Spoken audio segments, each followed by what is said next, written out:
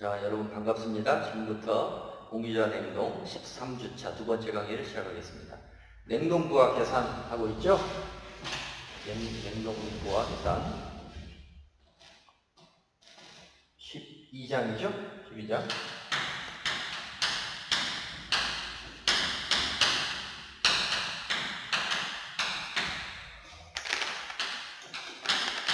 그래서 크게 세 가지가 있다. 침입열. 뜨거운 외기에서 실내 쪽으로 침투열 또는 침입열량. 그 다음에 내부에서 발생하는 열, 내부 발생 열량. 그 다음에 세 번째, 환기 때문에 외기가 안으로 들어와야 되니까 환기할 때 뜨거운 바람이 들어올 수밖에 없죠. 그래서 환기 관련 열량. 특별히 환기의 경우에는 현열과 잠열 같이 가지고 들어온다. 고온 다습하니까, 고온 다습한 것이 들어오니까 잠열로도 들어오죠. 현열로도 들어오고 고온 다습, 외기가. 그래서 침입열량 중에서 지난 시간에 첫 번째 뭐였어요? 천장에서 지붕에서 침입하는 열 Q1을 계산했죠? 어떻게 한다고? 총괄 열전달 개수, 그 다음에 지붕의 면적, 그 다음에 상당 온도 차이, equivalent temperature difference. 이렇게 해서 이걸 다 표로 제공한다. 물론 계산도 할 수 있다. 이 지붕의 구조에 따라서 이게 지붕이 옆으로, 이게 지금 지붕이 있는데 여기에 A 타입 지붕이 있고 B 타입 지붕 크게 이렇게 나눠서 했어요. 그래서 여기 여러 층이 있다. 이렇게. 그랬을 때 어쨌든 우리가 열전달에서 구하려면 열저항, 그다음에 여기 또 열저항, 내부 열저항. 그래서 여기 내부 알파 I 열전달 개수, 외부 알파 O 열전달 개수. 그다음에 여기에 이제 각종 K값, 좀 람다 1, 람다 2. 이 두께, 우리 책에서 이제 L로 했지? L1, L2 쭉 있으면 이때 K값은 그냥 계산한 값이 표에 나오기도 하고 세부적인 거 이걸로 계산할 수 있게 K분의 1이 R이니까 R에 대해서, 열 저항에 대해서 직렬회로 개념이잖아. 그러니까 R은 K분의 1이고 K분의 1은 여기 알파, 외기에서의 열전달 개수의 역수, 외기 열저항. 외기 대류 열저항. 그 다음에 이제 전도에 대한 거 쭉 써주면 되죠. 람다 1의 델타 X, 여기서는 L1으로 써졌지. 또 람다 2의 L2, 이런 식으로 쭉. 그 다음에 더하기 알파 내부, 이렇게 돼 있어요. 그런데 이 A 구조와 B 구조의 차이 중에 하나가 이상한 게 하나 있어요. A에는 무슨 공기층이 하나 있나 봐. 여기에 공기층이 있고, 여기 공기층이 없어요. 공기층을 두는 것은 아마 단열 때문에 공기층을 줬을 것 같아. 그런데 보통 유리창 같은 경우는 공기층의 두께를 굉장히 작게, 몇 미리 수준으로 작게 하면 사실상 공기가 정지하고 있는 공기이기 때문에 공기의 컨덕티비티를 갖다 쓰면 되는데, 이렇게 이쪽 구조물에서는 공기층이 꽤 이제 두껍기 때문에 거기서도 컨벡션이 일어나겠지. 예? 일어나니까 그때는 대류처럼 접근을 해요. 그래서 공기층의 대류 열전달 개수가 알파라고 그러면 알파분의 이렇게 추가되는 거지. 이거 공기층. 그래서 공기층도 이렇게 수평으로 되어 있는 공기층 아니면 판이 있어서 수직형 공기층이 있나 봐요. 중간에 이렇게. 그때는 이제 요 값이 달라지겠지? 그것만 좀 유의하면 돼. B 경우는 공기층이 없는 경우니까 이거 무시하고 할 수 있고, 공기층이 있으면 공기층에 해당하는 그 대류 열전달 개수, 그 값을 이제 표준 값을 주는 거야. 그래서 이렇게 계산을 해서 K 값을 뽑아내면 돼요. 뽑아내서 하거나, 아니면 K 값이 표준화된 이런 층에 대해서는 계산까지 돼 있다고 했지? 그걸 갖다 쓰면 되고. 그 다음에 델타 T도 마찬가지, equivalent 델타 T, 상당 온도 차, 이것도 주어져 있다. 라고 말씀드렸어요. 이해됐죠? 예제에 이런 구조에 대해서 주어진 두께와 열 전도도 그 다음에 외기에 표준화된 값을 집어넣어서 이게 없는 경우에 대해서 실제로 K를 계산한 문제가 있어요. 노트에 잘 정리를 해두면 이해가 되실 것 같아. 그래서 지붕을 타고 침입해 들어오는 침입 연량, 침투 연량 계산을 할 수 있게 됐고, 두 번째로 이제 옆에 벽이 있잖아요. 벽면 똑같아. 외벽에서 들어오는 거 Q2라고 합시다. 외벽 Q2도 뭐 K, A, 델타 T, 이퀴벌런트 이렇게 하면 되겠지. 다를 이유가 없죠. 외벽 똑같아요. 원리가 똑같아요. 그죠? 220페이지 보면은 외벽에서의 K값, 뭐 구조에 따라서 쭉 어떤 값을 써라. 열 통과율 K 또는 총괄 열 전달계수 K 요거 외벽의 K 표로 표 12-6이 나오죠? 표 12-6, 표 12-6 K값 구조에 따라서 외벽 구조에 따라서 뭐 외벽이 그 안에 뭐 타일이 있고 뭐가 있고 이렇게 생긴 여러 층으로 된 외벽일 경우에 해당하는 타일에 뭐 두께가 여기 나와 있고 여기 재료가 있고 재료 뭐 여러 가지가 있겠고 해당하는 두께가 쭉 나오고 그 다음에 열 전도율 람다 각 재료마다 열 전도율이 다르니까 나오고 그렇게 해서 계산한 총괄 열 전달 개수 또는 열 통과율 K 값이 이제 나오겠지. 이거 다 합해서 계산한 거. 그쵸? 이런 식으로. 외벽이 이제 다른 구조면 또 다른 구조에 대해서 또 각각의 두께와 열 전도도 그걸로 계산한 K 값이 나오고. 또 외벽 말고 또 사이벽이라고 있어요. 사이벽. 외기하고 노출되지 않고 건물을 보면은 이렇게 건물 중에 뭐 여기가 복도고 이게 이런 걸 사이벽이라고 하지? 외기에 노출 안 된 벽? 또 뭐 옆에 있는 다른 방 이런 거 사이벽이지? 이럴 때 이런 사이에 있는 벽에 대한 것도 또 구조가 약간 다를 테니까 다 K를 다 구할 수 있어요. 그쵸? 이게 이제 표로 제공이 되어 있으니까 비슷한 걸 갖다 쓰거나 아니면 이 세부적인 걸 따져서 자기가 계산하거나 그렇게 하면 되겠어요. 이해됐죠? 그 다음에 여기 상당 온도차도 마찬가지야. 상당 온도차도 지붕이나 벽은 개념이 똑같아요. 상당 온도차도 표 11-7에 있지? 외벽에 대한 상당 온도차. 이거는 이제 방향까지 다 고려를 했어요. 천장은 방향은 거의 고려 안 해도 되겠지. 태양이 위에 있으니까. 근데 외벽은 옆으로 서 있잖아요. 그러니까 태양이 어디 있느냐에 따라서 이 시간대별로 또 이 외벽이 동쪽이냐 서쪽이냐 남쪽이냐 북쪽이냐에 따라서 좀 온도차가 다르다고 보는 거야.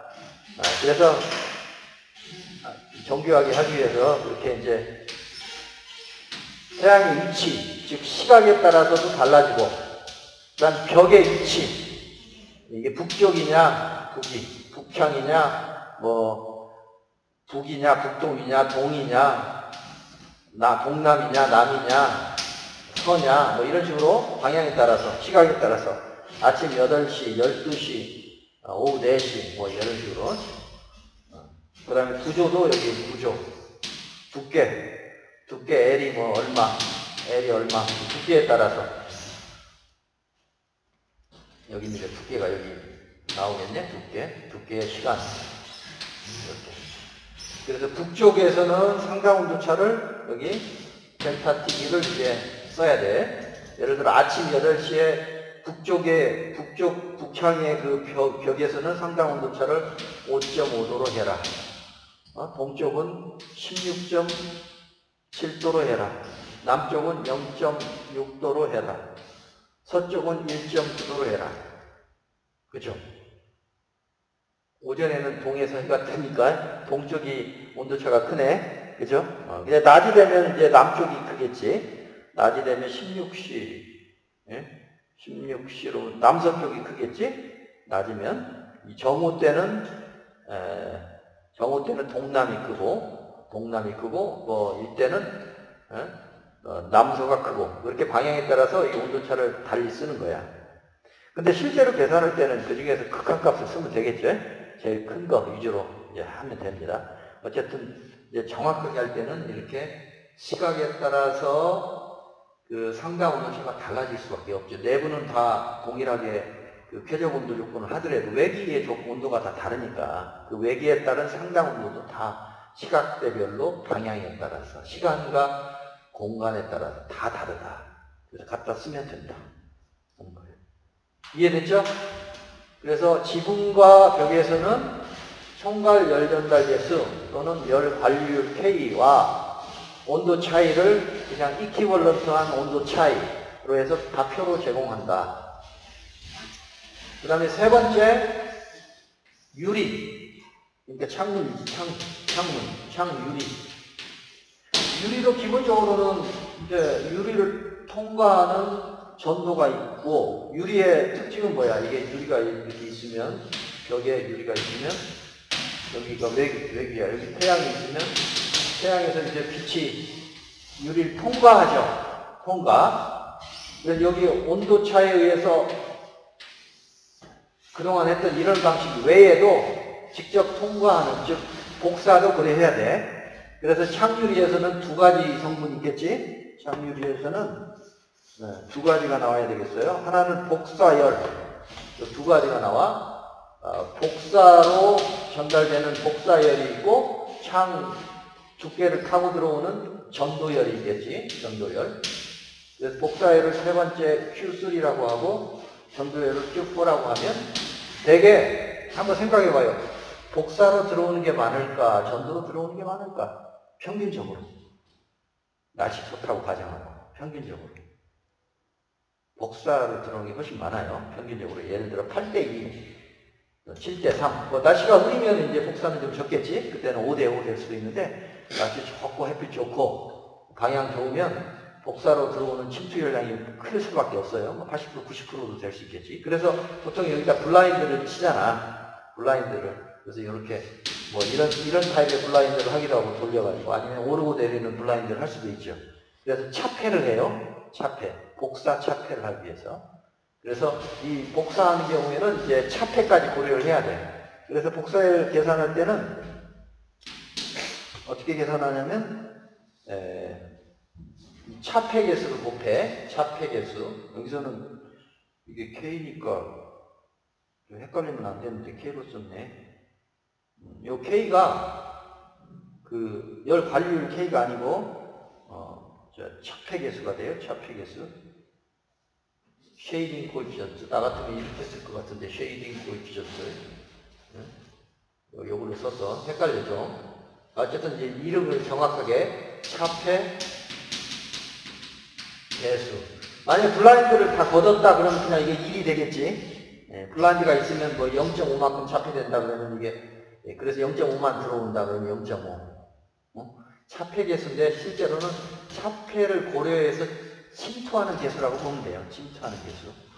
그래서 이걸 원래 쉐이드, 그늘지게 하는 게 쉐이드지. 쉐이드가 그늘이니까 블라인드 개수라고도 하고 차폐 개수라고도 해요. 쉐이딩 코이피션트 또는 또 쉬운 말로 블라인드 또는 블라인드 개수. 블라인드 개수. 블라인드 때문에 열이 침투하는 열이 줄어들겠지.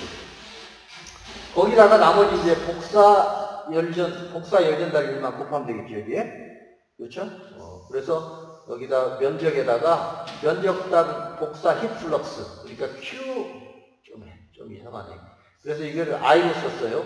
이건 총 열전달률이니까 이 히트플럭스 개념으로 여기 I를 썼어. I, intensity. intensity 좀 될 거예요. intensity. 히트플럭스지. 히트플럭스. 면적당 복사에 의한 거. 근데 글래스를 타고 들어온다고 해서 글래스에서의 radiation heat intensity. radiation이니까 R을 이렇게 써줬어요. 글래스 radiation heat flux 또는 heat intensity 이렇게 이해됐어요? 그래서 요건 사실은 뭐냐면 이게 에필론 시그마의 뭐 T 어떤 기준 온도가 있겠지? 뭐 기준 온도 TO라고 그러면 TO의 4승 빼기 TI의 뭐 4승 또는 뭐 T1의 4승 뭐 T2의 4승 뭐 이런 개념이야. 이걸로 계산할 수 있는 그 값이야. 이건 이제 다 세팅이 돼 있으니까 외기 조건, 내기 조건 세팅이 돼 있으면 이건 또 표로 제공이 될 수 있겠죠. 그리고 이거 면적 알고 뭐 블라인드를 얼마나 여느냐, 또 블라인드 종류가 어떠냐에 따라서 차폐계수 값을 0.5로 쓰느냐, 0.6으로 쓰느냐 그렇게만 생각하면 되겠어요. 이해됐죠? 이게 복사열이 창에서는 아주 중요하다. 전도열보다 더 크다. 이렇게 이해하시면 되고, 전도열은 그냥 이제 앞에서 했던 방식으로 KA, 델타 T, 이퀴벌런트를 안 쓰고 여기서는 그냥 델타 T를 써요. 이때는 그냥 내부 온도, 외부 온도, 여기 TO, TI를 써, 그냥. 이렇게. 창이니까, 창에서는 그냥 우리가 알고 있는 그거를 써요. 여기 창. 여기에 외기 온도 TO, 내기 온도 TI, 온도 분포가 사실 이렇게 되겠지. 이렇게. 또 열저항 회로를 그리면 여기 외기 대류 열저항, 내부 전도 열저항, 또 내부 대류 열저항. 이렇게 해서 여기에 알파 5분의 1, 여기는 람다분의 L, 여기는 또 알파 i분의 1, 이렇게 세 가지 저항을 다 합하면 이게 이제 총괄 열전달계 분의 1 이렇게 되겠지? 이게 저항이 되고, 그래서 이때는 그냥 요걸 쓴다. 여기는 창문에서는 그냥 총괄 열전달계수 A하고 그냥 TO 빼기 TI를 쓴다. 이해됐죠? 이것만 관행적으로 이걸 갖다 쓰고, 그 다음에 이제 복사열 두 개를 다 같이 고려해야 되는 것이. 이해됐죠? 그래서 이 유리의 열 통과율에 대한 것도 다 표로 제공되고 있어요. 표 12-10 유리 종류에 따라서 유리 종류에 따라서 요 K 값을 얼마로 할 거냐, 유리 종류, 뭐 표준 유리, 보통 유리, 또 뭐 어떤 유리 종류에 따라 K 값이 다 다르겠지? 표 12-10에 나와 있어. 이거 보시면 되겠고. 그다음 차폐계수가 필요해. 여기 복사열할 때 차폐계수도 표로 표 12-9에 나와 있어요. 표 차폐계수를 보시면 뭐 보통판 유리에 내 측에 블라인드가 많이가 없으면 그냥 1을 쓰는 거고 기준값으로, 내 측에 블라인드가 있으면 뭐 0.5만큼 통과하니까 0.5 또는 0.6, 또 그 안에 블라인드 종류에 따라서 0.5만큼 통과하는지 0.6만큼 통과하는지 다 다르겠지. 쭉 제공되고 있어요. 또 유리 자체가 일반 유리, 기준 유리가 아니고 뭐 유리가 좀 색깔이 있다거나 또 이중으로 됐다거나 하면 유리 자체에 들어오는 유리 1이 아니고 뭐 0.6이 될 수도 있겠지. 예? 그럼 보통 기준 유리가 아니고 특별한 유리면 그 기준값 자체가 달라지고 거기 또 블라인드까지 걸쳐져 있으면 또 더 작아지고 그렇게 되는 거예요. 그래서 표 12-9를 보시면 뭐 그렇게 복잡한 거 없죠. 창에서 전도는 KA 델타 T. 이때 델타 T는 실외 온도, 실내 온도로 그냥 쓴다. 우리가 알고 있는 대로 쓴다. 상당 온도차로 안 하고 그냥 유리에서는 실내 온도차로 한다. 그리고 그때 총괄 열전달 계수는 제공이 된다. 아니면 계산을 할 수가 있다. 이런 식으로. 여기 외기 열전달 계수 알파 제로는 얼마. 바람이 많이 불면 뭐 50을 쓰시오. 또 바람 표준 조건을 잡으면 되겠지. 내부는 바람이 잘 안 부니까 여기는 뭐 10을 쓰시오. 여기 유리의 글래스의 K는 뭐 0.7로 쓰시오. 뭐 이런 것들이 있을 테니까 그걸 가지고 계산도 할 수 있고, 아니면 표준화된 어떤 종류별로 계산을 이미 다 해놨어요. 그래서 K 값을 골라 쓸 수 있게 했어요. 이해됐어요?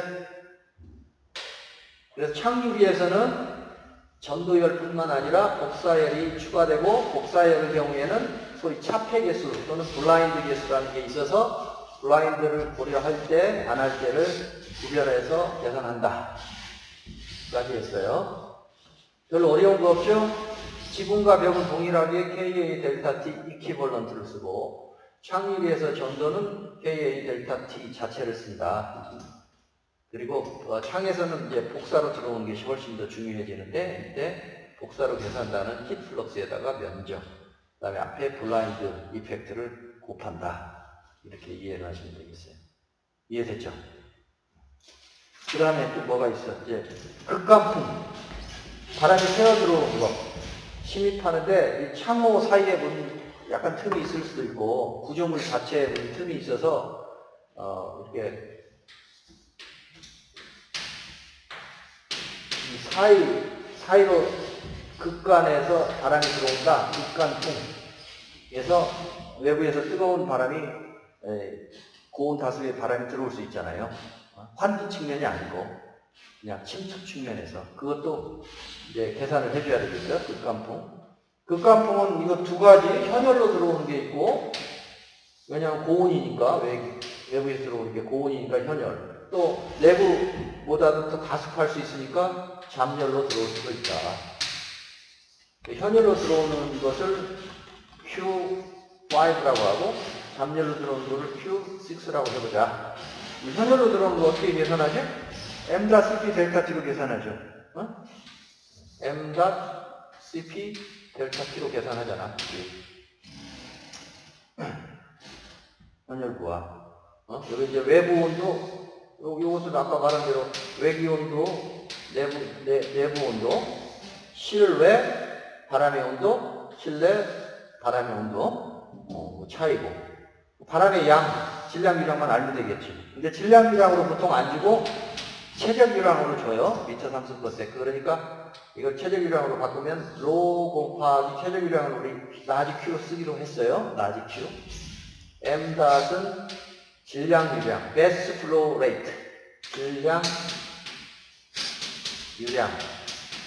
단위가 뭐야? 질량 유량이니까 킬로그램 per second. 라지 Q는 볼륨 플로우 레이트 또는 최적 유량, 부피 유량, 최적 유량.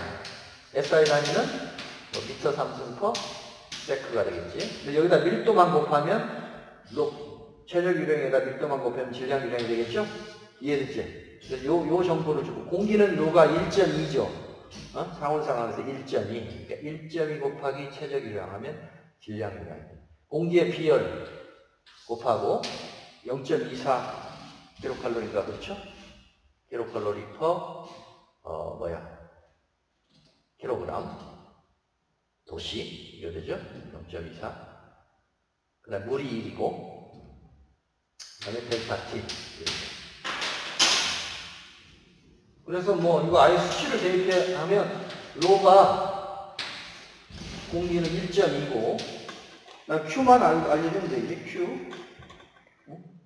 Q는 이제 제공을 해야 되고 CP가 얼마야? CP가 0.24 그 다음에 Q하고 델타 T 이거 이제 주어져야 되겠지. 환기량 그 다음에 외기와 내부의 온도차. 그래서 아예 그냥 곱해서 계산을 해. 미리 0.29 써주고 Q 최적 유량에다가 델타 T. 단위는 뭐야? 단위는 다 지금 이게 다 킬로칼로리 베이스로 요거 표현했으니까 공기의 CP 킬로칼로리로 했을 때 0.24 킬로칼로리 퍼 킬로그램 도시 이렇게 했으니까 여기 단위는 킬로칼로리가 나올 거예요. 만약에 와트로 고치려면 여기다가 이제 환상기수만 하면 되지. 1.17만 곱하면 될 거야. 1.1666 1.17만 곱하면 돼요. 그래서 어쨌든 현열일 때는 M.CP 델타 T. M.닷 대신에 로Q로 바꿔서 로QCP 델타 T. 로하고 CP 아는 값이니까 공기에 대해서 공기의 밀도 1.2, 공기의 CP 0.24 킬로칼로리. 그래서 아예 0.29 곱하기 Q 델타 T로 쉽게 계산한다. 그 다음에 잠열.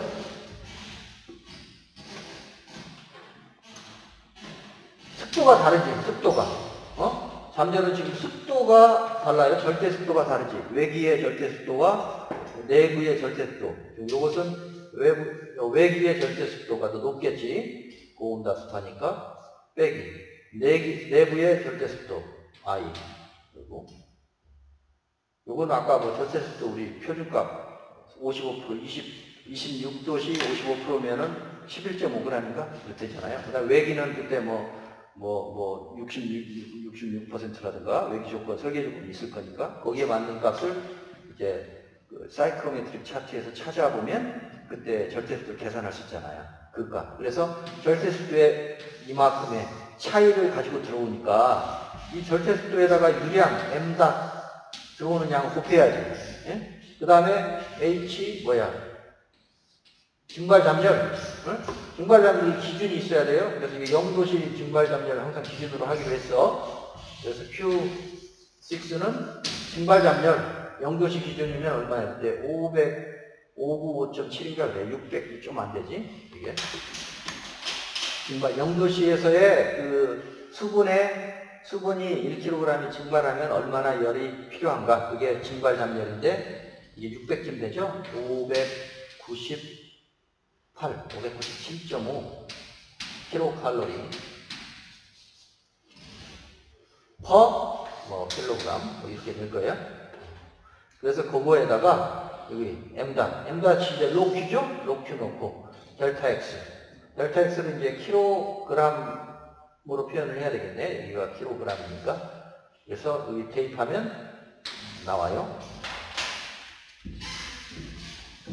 그래서 극관풍해관 열량은 그 교과서에 나와 있지. 575에다가 아예 여기 아예 계산을 해보면 증발잠열은 597.5 곱하기 m닷은 로 Q니까 1.2 곱하기 Q 델타 X. 그래서 요 값 700쯤 나와요. 720 곱하기 Q 델타 X. 그래서 심플에 현열일 때 Q5는 m닷 CP 델타 T 또는 로 Q CP 델타 T에서 로 CP 이건 그냥 물성이나 마찬가지고 Q 델타 T 이렇게 해서 로 CP 하면 1.2 곱하기 CP가 0.24에서 0.29에다가 최저 유량에다가 온도 차이 델타 T 해주면 되고 현열일 때. 그 다음에 잠열일 때는 Q6인데 이것은 HFG 증발잠열 0도씨 기준 곱하기 m닷 그러니까 로큐 곱하기 절대습도 차이. 그래서 여기 Q 델타 X로 뽑아내고 여기 값을 집어넣으면 이게 598 곱하기 1.2 하면 720 그 다음에 최저 유량 곱하기 절대습도 차이 이렇게 계산하면 된다.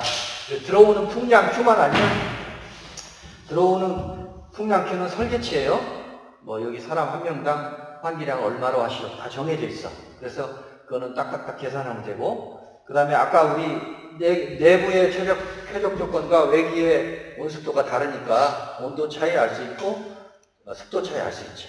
상대 습도 차이로 절대 습도로 환산해서 그러니까 건구 온도 차이 그 다음에 절대 습도 차이를 알고 있으니까 여기 건구 온도 차이에다가 0.29 Q 하면 현열 그 다음에 여기 건구 온도 절대 습도 차이에다가 720 Q 하면 잠열.